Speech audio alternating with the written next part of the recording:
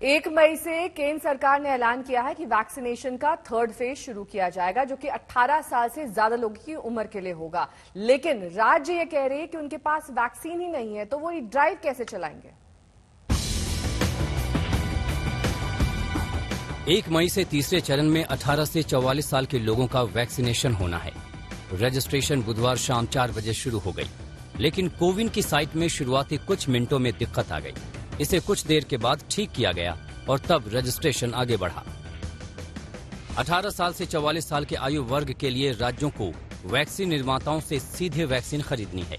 निजी अस्पताल भी वैक्सीन खरीदकर वैक्सीनेशन ड्राइव चला सकते हैं। सबसे बड़े राज्य उत्तर प्रदेश ने 50 लाख डोज का ऑर्डर कोविशील्ड के लिए और 50 लाख डोज का ऑर्डर कोवैक्सीन के लिए दिया है। मध्य प्रदेश ने कोविशील्ड के लिए 45 लाख डोज का ऑर्डर दिया है। हरियाणा ने 66 लाख डोज मंगाए हैं, जबकि छत्तीसगढ़ ने 50 लाख डोज का ऑर्डर दिया है। वहीं पंजाब ने 30 लाख डोज खरीदने को मंजूरी दी है। दिल्ली ने भी 1 करोड़ 34 लाख डोज खरीदने को मंजूरी दी है। 18+ आबादी का वैक्सीनेशन 1 मई से शुरू तो होगा, लेकिन वैक्सीन उपलब्धता को लेकर आशंका के बादल हैं। महाराष्ट्र, राजस्थान जैसे राज्यों ने तो साफ कह दिया है कि वो 1 मई से वैक्सीनेशन नहीं शुरू कर पाएंगे, क्योंकि वैक्सीन नहीं मिल रही। पंजाब, झारखंड, छत्तीसगढ़ जैसे राज्यों को भी आशंका है कि 1 मई से वैक्सीनेशन शुरू नहीं हो पाएगा। पिछले हफ्ते ही पंजाब, छत्तीसगढ़, राजस्थान और झारखंड के स्वास्थ्य मंत्रियों ने साझा वर्चुअल प्रेस कॉन्फ्रेंस में कहा था कि वैक्सीन निर्माता उन्हें तय वक्त पर ऑर्डर देने में सक्षम नहीं है। 7 करोड़ डोजेज की जरूरत पड़ेगी स्टेट को। तो सीरम इंस्टीट्यूट से हमारे अधिकारियों ने बात की, तो उन लोगों ने कहा कि साहब हमने 3 करोड़ 75 लाख डोज बुक की है। तो जवाब ये मिला था कि भाई 15 मई तक तो हम जो हमारे पास भारत सरकार से पहले से ऑर्डर मिले हुए हैं उनकी आपूर्ति नहीं कर पाएंगे, तो आपको कहाँ से देंगे। हमें 12 करोड़ वैक्सीन चाहिए।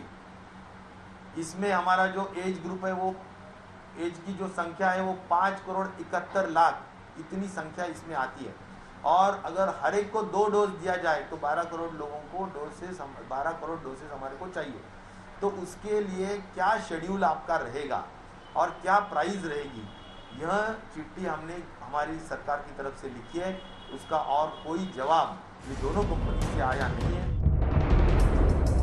1 मई से 18+ आबादी के वैक्सीनेशन में वैक्सीन उपलब्धता कितनी बड़ी चुनौती है, इसे ऐसे समझे कि मौजूदा समय में सीरम इंस्टीट्यूट की कोविशील्ड बनाने की क्षमता अधिकतम 6 से 7 करोड़ डोज प्रति महीने है, जबकि भारत बायोटेक की कोवैक्सीन बनाने की अधिकतम क्षमता 1 करोड़ डोज प्रति महीने है। वैसे तो सरकार ने दोनों वैक्सीन निर्माताओं को एडवांस पेमेंट का फैसला किया है, जिससे उनको उत्पादन क्षमता बढ़ाने में वित्तीय मदद मिले, लेकिन अभी इसका तुरंत फायदा तो नहीं मिलने जा रहा। जिस स्पुतनिक वी वैक्सीन की मंजूरी मिली है, उसकी रूस में बनी डोज 1 मई को मिल जाएगी। पीएम मोदी और रूस के राष्ट्रपति पुतिन के बीच बातचीत के बाद ये संभव हुआ है। इससे पहले केंद्र सरकार ने सुप्रीम कोर्ट को दिए हलफनामे में कहा था कि जुलाई तक कोवैक्सीन और कोविशील्ड के केवल 16.5 करोड़ डोज ही उपलब्ध हो पाएंगे।